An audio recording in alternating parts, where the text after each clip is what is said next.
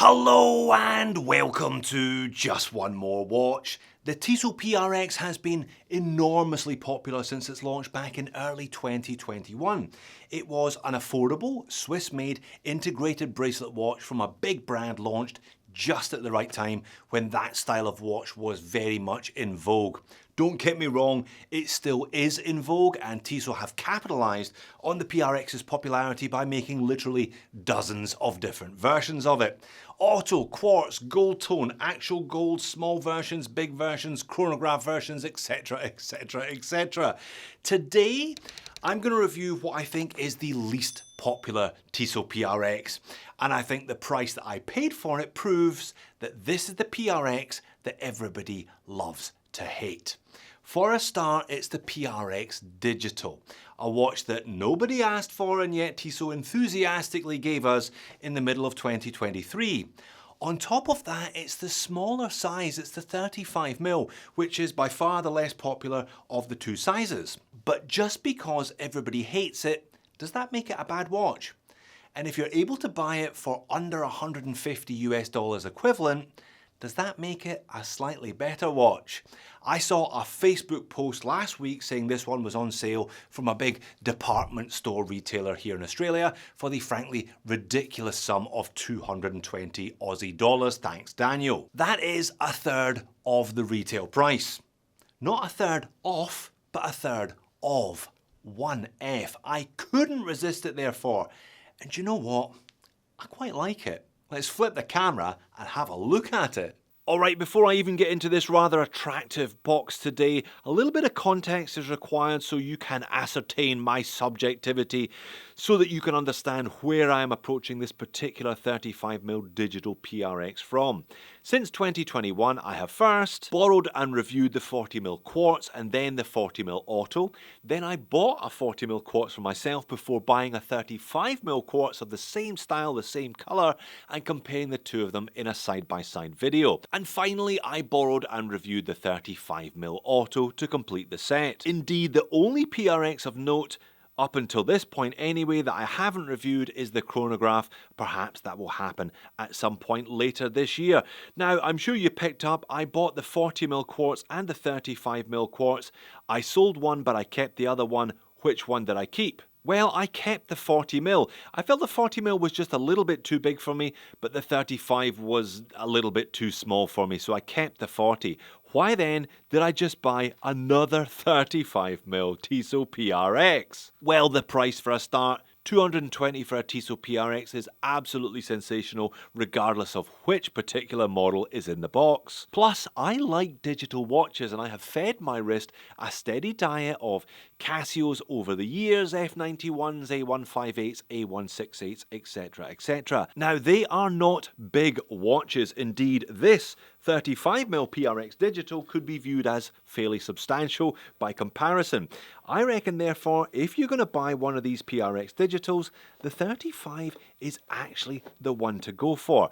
It looks better than the 40 and I think it suits this size overall. I will make my case to the jury over the course of the rest of this video. One thing to note though, I only had to remove one half link in order to get the watch to fit my 7 and a little bit inch wrist. So if you have a bigger wrist than me, perhaps you'll be pushing towards the 40 regardless. What else to note? Well, Tissot hang tags are always rather informative, informing you of the watch's specifications as well as its unwieldy model derivation.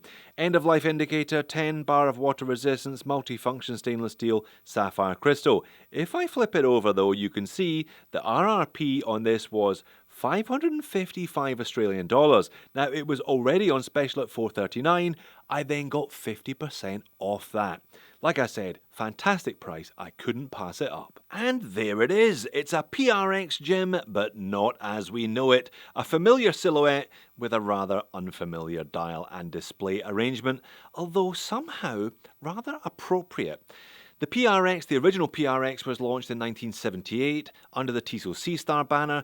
It is appropriate, therefore, I think, that we see a 70s technology with this LCD display in a 70s case, even though it does look slightly ungainly if you're used to seeing this one with an analog set of hands rather than a large LCD digital display on it. Alright, dimensions and specifications, this won't take long. I actually measure this one at 34.5mm in diameter, bang on 11mm thick. Now, lug to lug is obscenely short at 38mm. I'm not going to quote that. The first link of the bracelet is basically fixed. It is slightly articulated, but I'm going to measure the lug to lug from there to there today, the tip of my thumbs. That being 44.5mm. That's how it wears, that's how it feels anyway. Lug width is definitely not applicable. You can buy rubber straps and leather straps for this one from Tissot themselves, but yeah, you're not replacing it with anything other than those straps. There's a taper down to 15.5 at the butterfly clasp. As size for me with that whole half link removed, if you see what I mean. 98 grams, flat sapphire covering the dial, 100 meters of water resistance, and the movement is an ETA DGT 2040. Can't find much information online about that movement, unfortunately. I have read 4 hours of battery life from a standard CR2025 cell. Again, it'll cost you 50 cents. It's a press-on case back though, so you will have to have the tools required for that. And you can see there, quick release kind of end links in inverted commas, but like I said, you're only putting Tissot's own proprietary straps on this one if you do want to move away from the integrated bracelet. Standard stainless steel, press on as discussed, 100 meters of water resistance, bit of a spec sheet around the outer edge. Case finish on the PRX is mostly brushed, but there is a high polish chamfer running across the top edge, and the fixed bezel is also high polished. Now the bracelet, one of the standouts of the PRX generally speaking, all of those small links do lead to a lovely wrist roll, as you'll see in just a second. All brushed upper surfaces, but again, the outer edges there are high polished to break it up and just add a little touch of bling. Tissot, 1853, they love telling you that they've been making watches in one form or other since 1853. Either side of the butterfly clasp, as you can see here, that is a half link and that is a whole link. I just had to remove one of those two. There are two available though. It's a reasonable butterfly clasp, reasonably comfortable on wrist as well. So what then does the slightly mysterious ETA DGT 2040 module actually do? Well, it does pretty much everything you would expect of a basic digital module. 3 pusher layout, that is the mode pusher. These two are the adjust pushers. One push of the mode brings up a second time zone, very useful actually. You can flick between 2 time zones very easily, both independently adjustable of course. One more push, stopwatch with lap timing capability. One more push, stopwatch with split timing capability. One more push, countdown timer. One more push, single alarm, one more push, and it brings up the date. So, month of the year, date of the month, and year. One more push, and you're back to the main time zone. Couple of things. Light. If you hold down the mode button for a couple of seconds, it brings up an electroluminescent, I presume, backlight. If you press and hold one of the adjust buttons for any length of time, it will put it into set mode. You can go up, you can go down using the 2 pushers and then cycle through those various setting capabilities using the mode button, 12-24 hour, and you're back to the home time zone. If you hold both of these at once for a couple of seconds, you can turn the beep on or beep off. I actually don't mind the beep on the PRX. I normally turn the beep off on Casios, but it's not quite as invasive on this one as it is on some of those other watches. So like I said, it does everything you'd expect it to and not much else. So how does it wear? Well, I think it actually wears alright on my 7-inch wrist. Like I said, I bought and then sold the 35mm quartz 3-hander, the analog display, but I think this one is a different proposition and should be regarded differently therefore.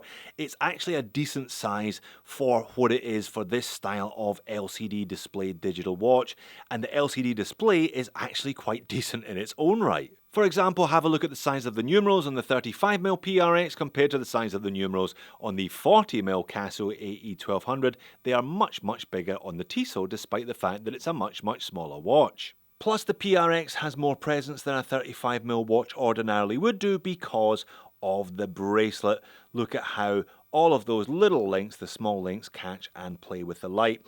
Now this one, I might actually add the extra half link back in. I've been wearing it loose around the knuckle. I think a small watch, no crown to dig into the back of your hand either is a real benefit. I think that's probably where I will be tending to wear this one. So yeah, I might end up adding that half link back in eventually. All right, moans and niggles then. Well, as discussed, not a lot of spare links if you are a gentleman with 7 1/4 or above inch wrists and you do want to go for the smaller of the two sizes. And I don't think there's any anti-reflective coating underneath that sapphire, meaning in strong sunlight, yeah, it does completely obscure the LCD display. But for the price I paid for this one, bear that in mind, I am really happy.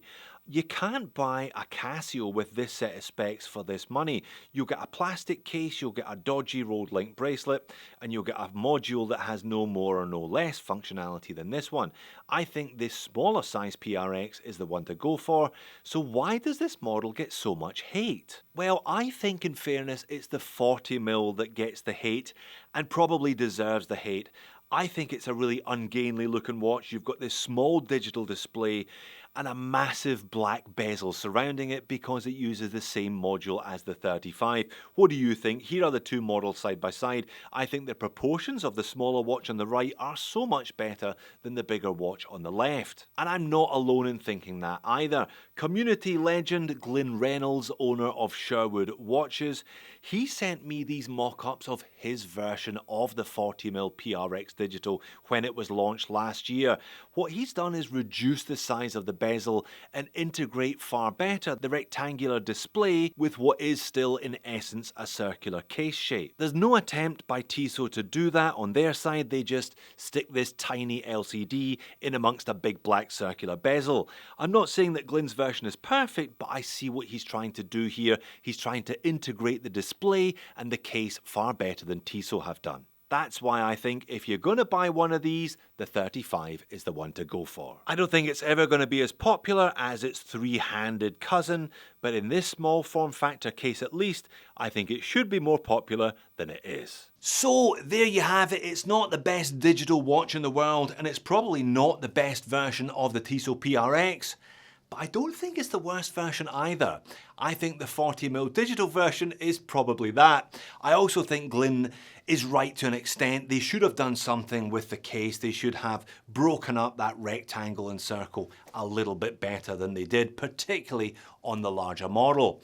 But for the price I paid, I got a big brand, Swiss-made watch with sapphire crystal, 100 meters of water resistance, and a genuinely decent integrated bracelet. I cannot get a Casio with those specifications for that price.